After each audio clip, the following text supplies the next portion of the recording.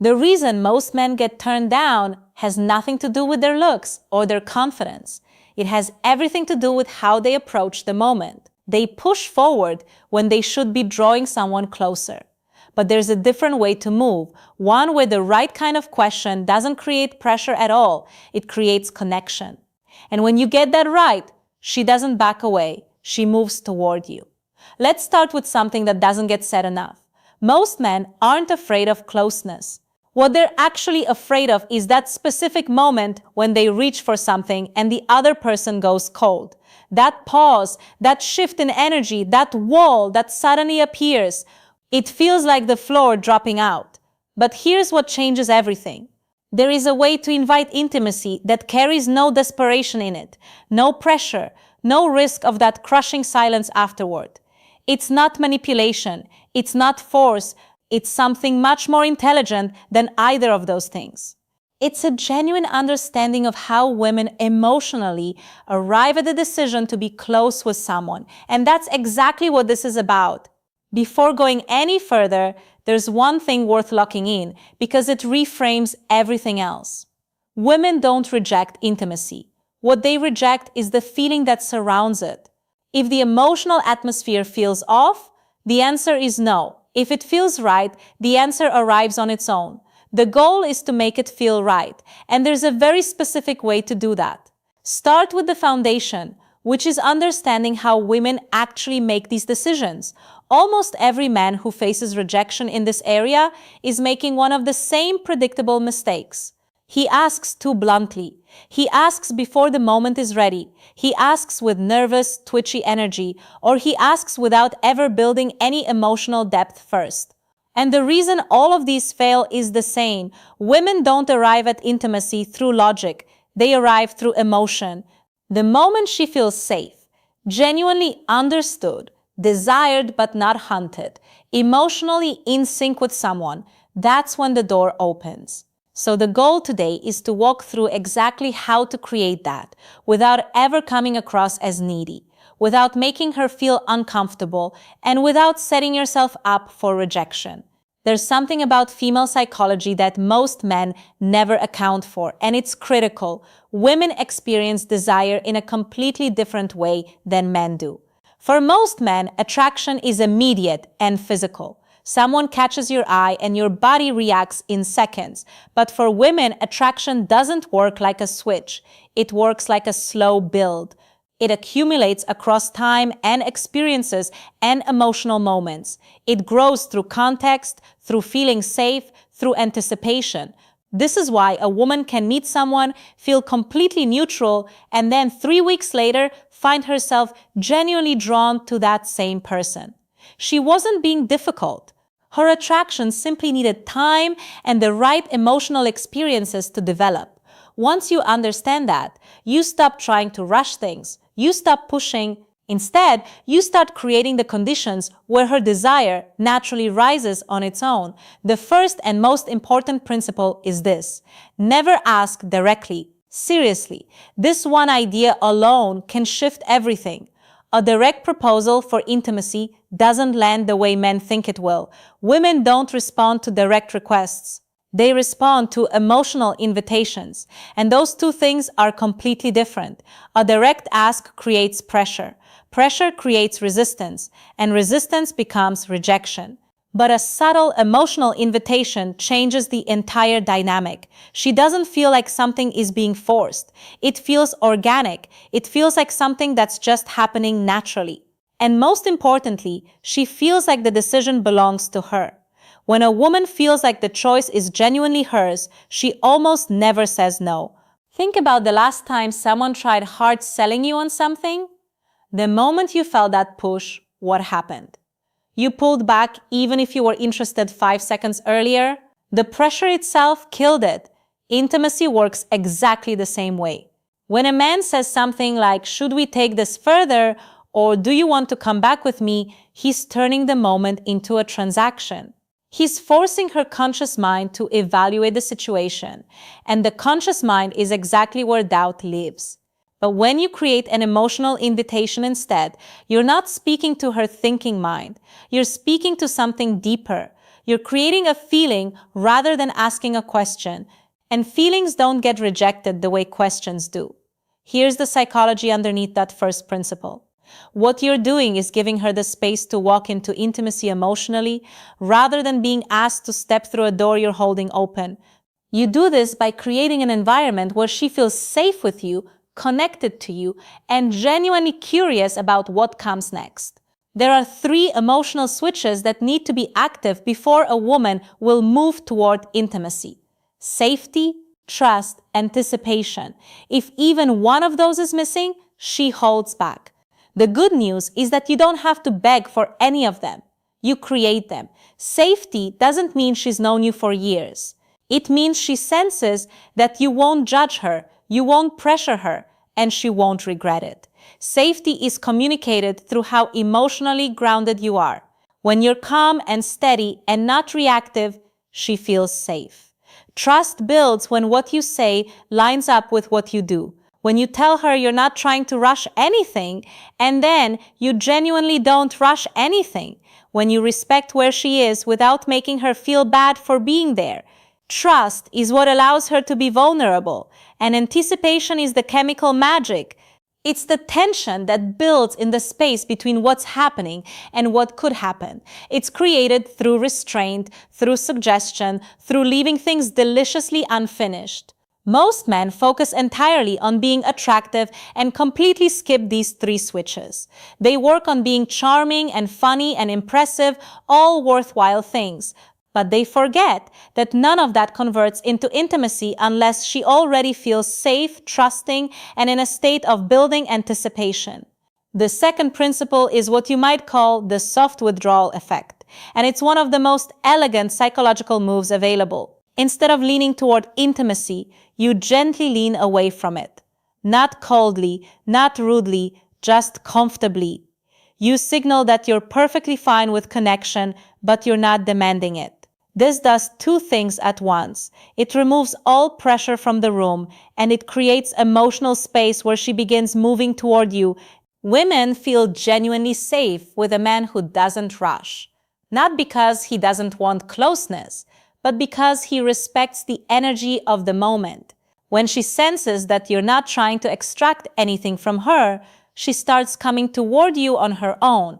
And when that happens, rejection disappears entirely because now it's her idea. Picture this concretely. You're sitting with a woman, close, the conversation is alive, the chemistry is there. Most men in that moment push forward. They close the distance, they touch more, they go for it. And she often pulls back a little, not because she's uninterested, but because that escalation felt like pressure. Now picture something different. Same moment, same chemistry. But instead of leaning in, you lean back slightly. You pause, you glance away for just a second. You create a small pocket of space. In that pocket, something shifts in her mind. The pressure lifts, and the moment it lifts, she becomes aware of her own desire. She wonders why you pulled back. She starts to want to close the gap herself. She initiates. She's the one who moves closer. That's the soft withdrawal working exactly as intended. You're not rejecting her and you're not playing games. You're simply showing that you're comfortable with however this unfolds, and that comfort makes her feel safe enough to reach for you. The third principle operates on a subtler level. Rather than asking for intimacy, you introduce a thought that naturally guides her toward the idea herself. You use soft, emotionally suggestive language. Something like, "I really like the energy between us right now." Or, "You're surprisingly easy to be close to." Or, "There's something about your presence that feels completely natural." None of those statements ask for anything. None of them push, but every single one plants a seed. Women respond to feelings, not directives. When she feels something in your presence, intimacy becomes her curiosity rather than your request. And that shift is everything. What's happening psychologically is actually quite precise. When you say those things, you're not introducing ideas she hasn't had. You're putting language around feelings she's already experiencing but hasn't consciously named yet. When you say the energy between you feels good, she thinks, yes, that's exactly what I've been feeling. That creates alignment, and alignment is magnetic. There's also something in psychology called priming. When you casually introduce certain words into a conversation, words like energy, closeness, natural, connection, those concepts become more present in her awareness. They start coloring how she's interpreting the entire moment. She's not being manipulated. She's being gently pointed toward an awareness of what's already alive between you. And that awareness is what turns a warm conversation into something more. The fourth principle is one man get wrong constantly, and it might be the most important one here. You have to let her feel safe inside her feminine energy. For women, intimacy is tied directly to specific emotional states: softness, warmth, trust, openness, vulnerability. A woman cannot drop into those states around a man who is nervous, aggressive, tense, or overly sexual in his energy. Your job is to hold what could be called masculine calm, not forceful, not sexually charged, not needy, just calm. When a man carries that kind of calm, something almost automatic happens in the woman near him. Her guard lowers, and once her guard is down, yes becomes the most natural thing in the world.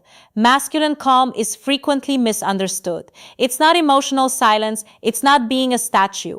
It's the energy of a man who is fully present, comfortable in himself, and not anxiously trying to manage the outcome.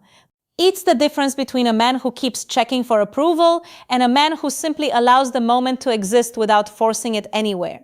Women are extraordinarily sensitive to this. They can feel nervousness, they can feel desperation, they can feel someone trying too hard, and all of those energies push her into her thinking mind, her protective mode, the part of her that analyzes and guards. But when you stay calm, when you're unhurried and grounded, she softens. She stops analyzing. She moves into her feminine, which is precisely where desire lives. Now for the piece most men fumble at the critical moment. When it feels like time to move things forward, here's the psychological principle that keeps rejection away. Instead of asking for a yes, ask about a feeling. The moment you ask for a yes, you're also risking a no. But when you ask about a feeling, you're offering her emotional ownership of the moment.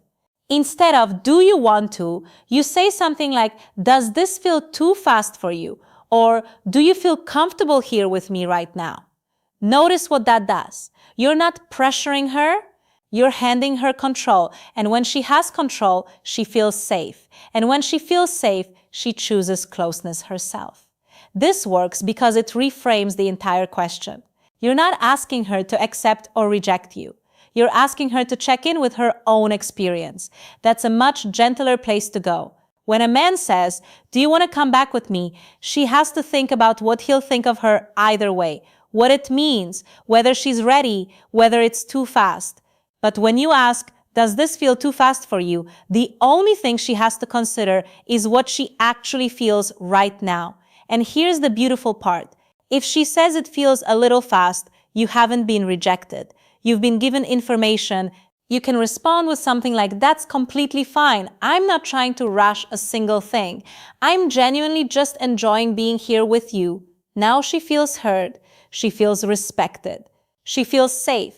And often, within minutes, she's the one pushing things forward because all the pressure has been removed. The sixth principle is one almost no man ever figures out.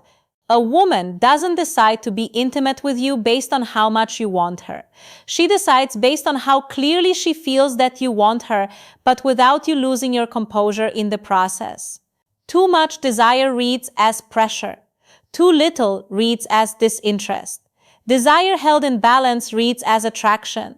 So when she leans toward you, when she laughs and touches you, when she holds your eye contact a beat longer, when her whole energy softens around you, all you do is mirror it back, not more, not less, just match it. This sends one signal below the level of conscious thought. We are on the same frequency.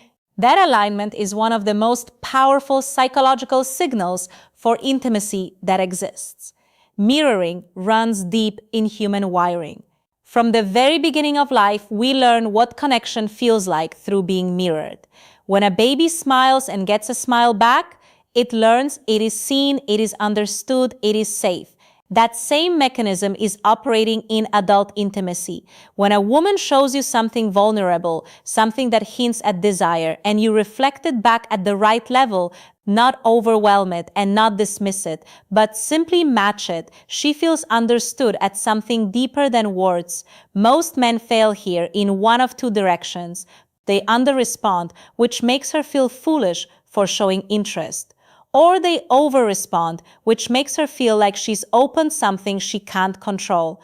The skill is in calibration. She touches your arm, you touch hers. She holds eye contact for 3 seconds, you meet it for 3 seconds. She laughs and leans in, you do the same.